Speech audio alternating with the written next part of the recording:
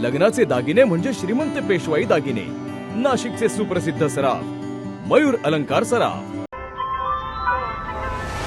ताज्या बातम्यांसाठी नाशिक न्यूजच्या YouTube चॅनलला सबस्क्राईब करा आणि बेल आयकॉनला प्रेस करा।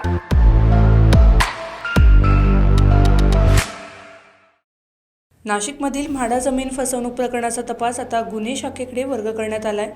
या प्रकरणातील मुख्य संशयित दिनेश कन्हैयालाल उर्फ सोनू मनवानी याला अटक करण्यात आली असून इतर काही आरोपी फरार आहेत। म्हाडा भूखंड फसवणूक प्रकरणाचा तपास यापूर्वी सरकारवाडा पोलिसांकडे होता, मात्र प्रकरणाची व्याप्ती आणि तांत्रिक गुंतागुंत लक्षात घेता आयुक्त कार्यालयाने हा तपास गुन्हे शाखेकडे वर्ग केलाय।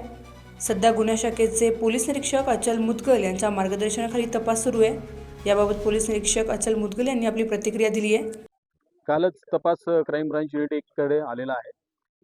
एक आरोपी अटकेत असून पोलीस कस्टडीमध्ये आहे। अजून सखोल तपास सुरू आहे। सोनू मनवानी म्हणून आरोपीचं नाव आहे आणि तो पोलीस कस्टडीमध्ये आहे। त्याचा काय रोल आहे याच्यासाठीच आपण पीसी घेतलेला आहे।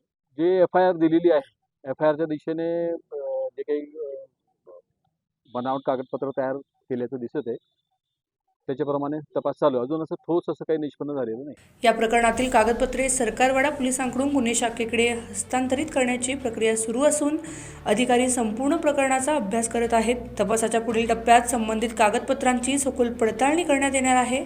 दरम्यान कागदपत्रांची पडताळणी पूर्ण झाल्यानंतर फरार आरोपींचा शोध आणि इतर संशयितांची चौकशी वेगाने सुरू केली जाणार असल्याची माहिती पोलिसांकडून देण्यात आली आहे। संजय परमार, नाशिक न्यूज, नाशिक। ताज्या बातम्यांसाठी नाशिक न्यूजच्या YouTube चॅनलला सबस्क्राईब करा आणि बेल आयकॉनला प्रेस करा।